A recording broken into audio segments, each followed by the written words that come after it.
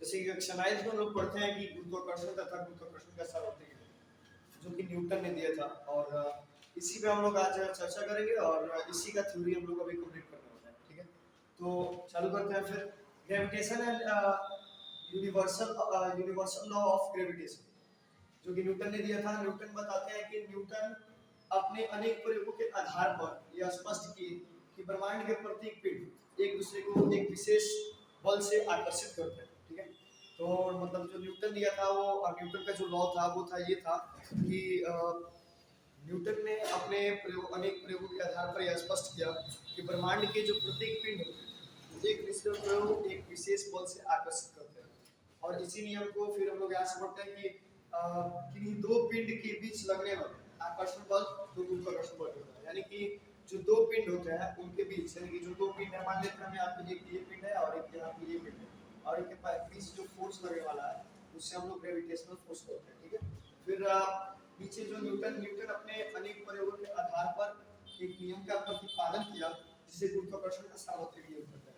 और इसी नियम को जैसे कि न्यूटन अनेक प्रयोगों के आधार पर, यानी कि न्यूटन ने अनेक प्रयोग किए थे, उसी के आधार पर एक नियम का प्रतिपादन किया जिसे न्यूटन का सार्वत्रिक नियम कहते हैं। नियम ध्यान देखिए आप, थ्योरी का सेक्शन जो है उसमें था कि क्या था कि दो पिंडों के बीच लगा गुरुत्वाकर्षण, यानी कि दो पिंडों के बीच गुरुत्वाकर्षण यानी कि इस गुरुत्वाकर्षण बल को हम लोग F से शुरू करते हैं। ठीक है, और दो पिंडों के बीच लगा गुरुत्वाकर्षण बल दो पिंडों के द्रव्यमान के गुणनफल के समानुपाती, यानी कि दोनों पिंडों के द्रव्यमान, यानी कि जो m1 द्रव्यमान है और m2 द्रव्यमान है, ये दोनों का द्रव्यमान है, ये पहले पिंड का द्रव्यमान है और ये दूसरे पिंड का द्रव्यमान है। ठीक है, दोनों पिंडों के द्रव्यमान के गुणनफल के समानुपाती, यानी कि समान अनुपात। ठीक है, तथा उनके बीच की दूरी के वर्ग के व्युत्क्रमानुपाती होता है। व्युत्क्रमानुपाती यानी कि उसके, यानी कि भिन्न वर्ग की 1/d।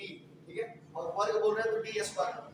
जैसे कि इन दोनों पिंडों का दिशा क्या है, समान, डायरेक्शन दोनों का सेम है और इनके बीच की दूरी d है। अब इसके थ्योरी को स्टार्ट करते हैं। तो यहाँ पे F इक्वल टू, यहाँ पे हो जाएगा g, ये जो कि गुरुत्वाकर्षण बल का नियतांक होता है, m1। थ्योरी बोल रहा है कि दोनों पिंडों के द्रव्यमान के गुणनफल, यानी कि m1 और m2 का, m1 into m2 और इनके दूरी के वर्ग के व्युत्क्रमानुपाती होता है। तो सबसे पहले F equal to G into m1 into m2 by d square इसका फॉर्मूला होता है, यानी कि जो ग्रेविटेशन का मान होता है वो इतना होता है। इस थ्योरी के अनुसार हम लोग प्रूफ करते हैं।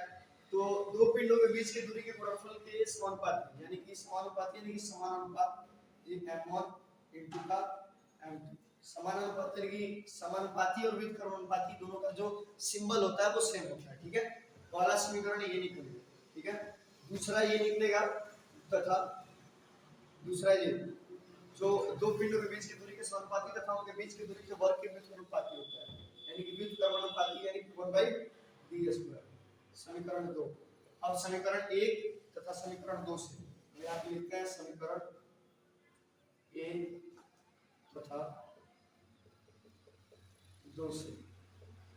समीकरण 1 और 2 से हमें क्या मिलता है, F समानुपाती m1 into m2 by d square और गुरुत्वाकर्षण का नियतांक होता है इस बिंदु आगे g लिखता है और इसका नियतांक हो जाता है m1 into m2 by d square और जो g होता है उसका मान होता है 6.673 into 10 का पावर माइनस का 11 न्यूटन मीटर स्क्वायर प्रति केजी स्क्वायर। और इस प्रकार से ये थ्योरी कंप्लीट होता है, जैसे कि हम यहाँ फॉर्मूला जो लिखे थे प्रूफ करने के लिए, और जैसे सेम आ गया, ये प्रूफ हो गया। और इसमें जी का मान ये होता है, जी नियतांक होता है यानी कि फिक्स होता है, फिक्स वैल्यू होता है। फिर हम मिलते हैं नेक्स्ट क्वेश्चन के साथ, नेक्स्ट थ्योरी के साथ। और तब तक के लिए अगर मेरा वीडियो पसंद आए तो मेरे चैनल को सब्सक्राइब कीजिए, नेक्स्ट वीडियो के लिए लाइक करें एंड शेयर करें। जैसे कि कक्षा 9 में हम लोग पढ़ते हैं कि गुरुत्वाकर्षण तथा गुरुत्वाकर्षण का सार्वत्रिक नियम जो कि न्यूटन ने दिया था। और इसी पे हम लोग आज चर्चा करेंगे और इसी का थ्योरी हम लोग अभी कंप्लीट करने वाले हैं। ठीक है, तो चालू करते हैं फिर। Gravitation and universal law of gravitation जो कि न्यूटन ने दिया था। न्यूटन बताते हैं कि न्यूटन अपने अनेक प्रयोगों के आधार पर यह स्पष्ट किए कि ब्रह्मांड के प्रत्येक पिंड एक दूसरे को एक विशेष बल से आकर्षित करते हैं। ठीक है, तो मतलब जो न्यूटन दिया था वो न्यूटन का जो लॉ था वो था ये था कि न्यूटन ने अपने प्रयोग अनेक प्रयोगों के आधार पर यह स्पष्ट किया कि ब्रह्मांड के जो प्रत्येक पिंड होते हैं एक निश्चित प्रयोग एक विशेष बल से आकर्षित करते हैं।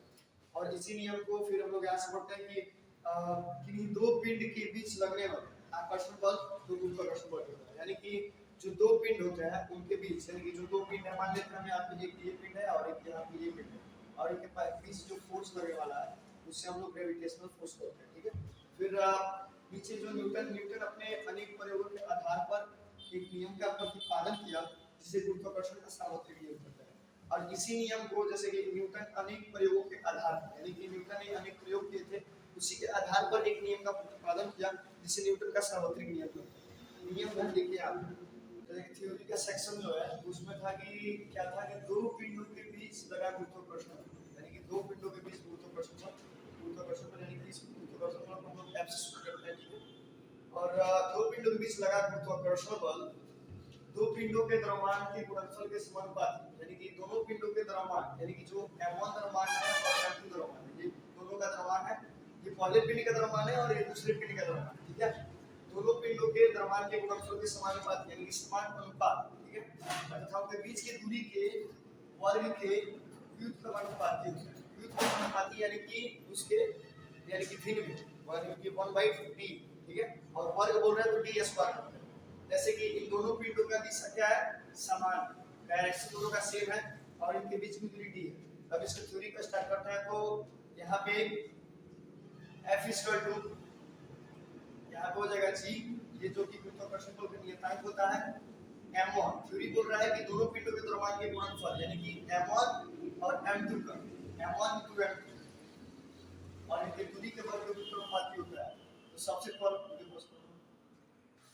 F equal to g into m1 into m2 by d square इसका फॉर्मूला होता है, यानी कि जो ग्रेविटेशन का मान होता है वो इतना होता है। इस थ्योरी के अनुसार हम लोग प्रूफ करते हैं। तो दो पिंडों के बीच की दूरी के गुणनफल के समानुपाती, यानी कि समानुपाती यानी कि समान अनुपात, ये m1 into का m2, समान अनुपात यानी कि समानुपाती और व्युत्क्रमानुपाती दोनों का जो सिंबल होता है वो सेम होता है। ठीक है, पहला समीकरण ये निकलेगा।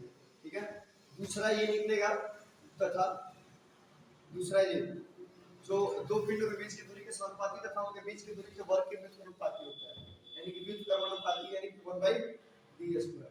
समीकरण 2।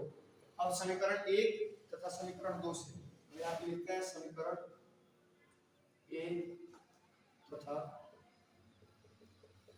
2 से। समीकरण 1 और 2 से हमें क्या मिलता है, F समानुपाती m1 into m2 by d², और गुरुत्वाकर्षण का नियतांक होता है, इस बिल्कुल आगे g लिखता है, और इसका नियतांक हो जाता है m1 into m2 by d², और जो g होता है उसका मान होता है 6.673 into 10⁻⁻11 न्यूटन मीटर स्क्वायर प्रति केजी स्क्वायर।